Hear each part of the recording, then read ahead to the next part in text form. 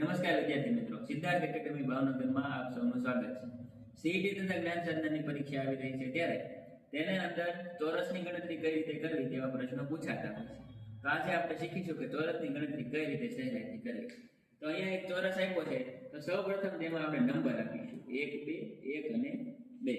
ત્યારબાદ શું કરવાનું કે સામ સામેના જે અંકો હોય એનો ગુણાકાર કરવાનો। પછી એક આખો છે, એકલો જ છે એટલે એક લખવાનું અને એનો બંનેનો સરવાળો ભાગુસભાના નિયમ પ્રમાણે પહેલા ગુણાકાર થશે, પછી સરવાળો થશે। મતલબ કે આપેલા ચોરસની અંદર 5 ચોરસ આવેલા છે।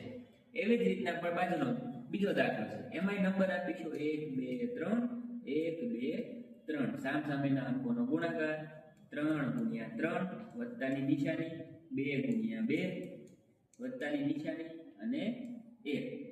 સાદુરૂપ આપો 9 + 4 + 1, 9 ને 1 10 ને 4 14।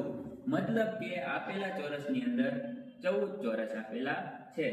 ત્યારબાદ આગળનો દાખલો જોઈએ, તો આની અંદર થોડુંક આડાઅવળું આપેલું છે, તો એમાં નંબર જ લખીશું 1, 2, 3, 1 અને 2। હવે શું કરશું, સામ સામેનો સરવાળો ગુણાકાર, મતલબ કે 3 × 2 થશે અને વત્તાની નિશાની। હવે ભાઈ 2 અને 1 વધે છે તો એના બંનેનો ગુણાકાર 2 × 1, તો 3 દુ 6 વત્તા 2 કા 2 મતલબ કે 8। તો આપેલા આકૃતિમાં કુલ 8 ચોરસ છે।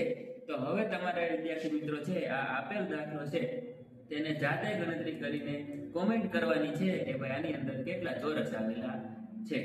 Thank you.